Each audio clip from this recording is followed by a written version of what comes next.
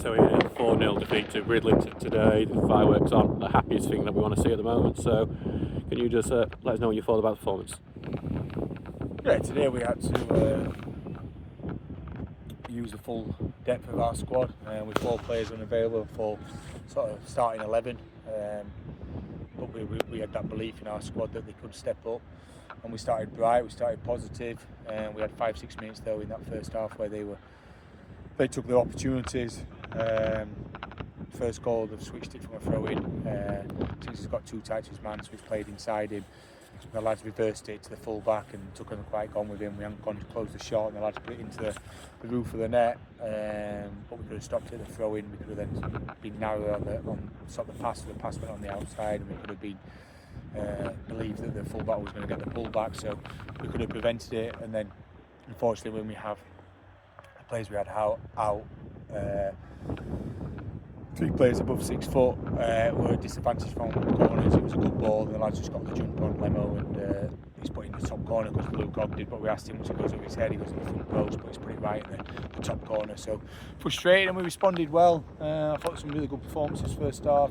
Individually, I thought Baz Lottos was excellent throughout. The first half was a real threat. We overloaded in wide areas really well, but we just weren't clinical again, and that's the story of our season so far. We're just not clinical and ruthless enough for getting to the box and putting in good positions. And when we did have chances, like the one where Luke's injured his eye, we've slid in and he's bounced off the keeper, and then the keeper's got a free kick, and it's just unfortunate that that's happened. So at half time, 2-0, stayed as positive as good, put belief in the players.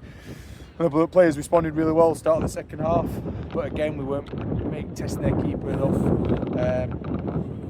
which cost us. And then I thought Luke Ogg's passing was good today, but he's just tried to switch it, and their lads intercepted. He's run from the halfway line, put in the bottom corner, and again their lads managed to run half of the pitch to score, and we don't get that chance, and we're not that clinical. So disappointing. 4-1, game's dead, disarray. We're obviously out of shape, out of position. It's a good ball in, a good finish. So yeah, the 4-1's killed it, and then we've just let the scoreline affect our discipline, and our 2 most senior players have just let the moment that we're in get the better of them, and they've made wrong decisions that have got them both red cards. But the 2 players that obviously I have huge respect for and huge time for, and made Jordan Leonard's captain today, and took up one of our most influential players. So they haven't lost any sort of credibility with me in terms of them as people. Just unfortunately today they've made 2 wrong decisions that have cost them red cards. It is something we have to talk about. The amount of red cards we've had this season, especially in the last few games. Is the discipline a concern for you? Yeah, we're not. I'd like to be a bit more aggressive. I'd like to be a bit more ruthless in penalty boxes, because we're nice. We're at the moment, we're a little bit of a soft touch. We're nice, play good patterns, we move the ball well, put into good positions, but we're not ruthless enough. We're not aggressive enough in both penalty boxes. It cost us. So I'd like us to be a bit more aggressive, but that's in football terms. Unfortunately, we've had 6 reds, and I'm not going to go back over old ground. And one was overturned, so that's 5, and then one was a wrong decision, so that's 4. And another one was probably a wrong decision, that's 3. The 2 today, I'm not going to argue and dispute. They were dissent. 2 red cards in the laws of the game. Yes, obviously it's a really dispiriting loss, because I think most of the losses we've had are ones where we're only 1 goal anyway. Maybe a slight different bit of luck we come away with. Is that the most disappointing thing about today? That is just an absolute thumping we've had. Thumping in terms of goals, not in terms of performance. We've had more shots, more crosses, more penalty box entries, but it doesn't matter. It's goals win your football matches. Who's the most dominant and ruthless in the penalty boxes win your matches. So yeah, in terms of goals, it's been a convincing and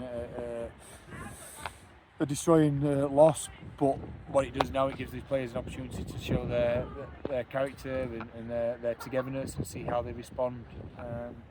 And we're all responsible. It's not just the 16 today, it's those who are absent as well. We're all responsible for this, and we've all got to be in it together to turn the tide and get us out. We're now a third of the way through the league season, so we've got to accept that our league position now is starting to become a true sense of our form and our performance.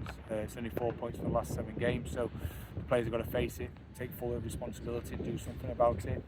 It's quite a new position for me to be in this. Never been in this position.